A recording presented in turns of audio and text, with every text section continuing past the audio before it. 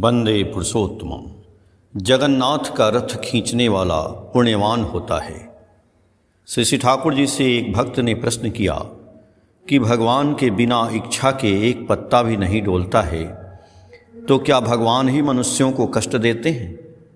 श्री ठाकुर जी ने कहा कि हम लोग जैसा करते हैं, जिस प्रकार का चलन होता है, भगवान उसी को मंजूर करते हैं। भगवान की यदि सत्ता नहीं रहे, उनका विकिरण यदि नहीं हो, तो हम लोग बच नहीं सकते हैं। भगवान सभी को प्रेम करते हैं, हम लोग उन्हें कितना प्रेम करते हैं यही देखना है। वे हम लोगों को कितना प्रेम करते हैं यह नहीं देखना है। सभी लोग बचना चाहते हैं, भगवान भी सभी को बचाना चाहते हैं।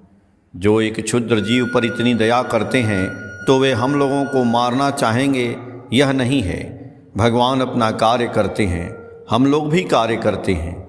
भगवान के कर्म में हम लोग अपना सुर जितना मिलाकर चलते हैं, तो उतना मंगल होता है। हमारी प्रवृत्तियाँ उन्हीं की सेवा के लिए हैं। प्रवृत्तियों द्वारा जब हम लोग सेवा करते हैं तो मंगल होता है। जब प्रवृत्तियों को अपने सेवा में लगाते हैं तो ठगहारी हो जाती है। भगवान मनुष्य के रूप में मूर्त होकर हम लोगों के बीच आते हैं। वे आकर गोवर्धन धारण करते हैं। गो का अर्थ मनुष्य भी है, पृथ्वी भी है। मेरे समान एक एक मनुष्य को इस प्रकार एक एक पहाड़ को वे वर्धना के पथ पर ले जाते हैं। वे गोवर्धन धारी हैं।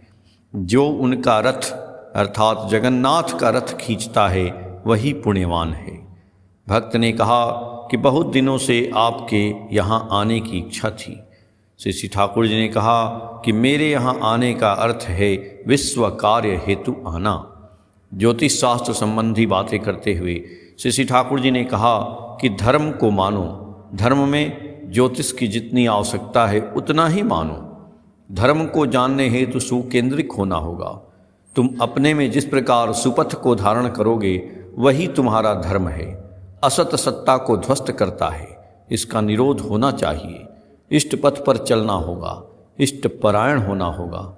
इष्ट का अर्थ है मंगल, सद्गुरु ही इष्ट हैं। श्रद्धेय के इष्टोदा ने जिज्ञासा किया कि व्यवसायी गण इष्ट को नहीं पकड़कर गणेश मूर्ति रखकर पूजा करते हैं। श्री ठाकुर जी ने कहा कि जो गण को धारण पालन पोषण करते हैं वही गणेश हैं। गणेश पूजा का अर्थ है मनुष्यों की सेवा करना। जितना ग्राहक आवे उन्हें यदि हम ठगें एवं धारण पोषण नहीं करें तब व्यवसाय नहीं टिकेगा। पहले ज़माने में व्यवसायी को साधु महाजन कहा जाता था। दीपरक्षी तृतीय खंड पृष्ठ संख्या 121-122 से। जय गुरु।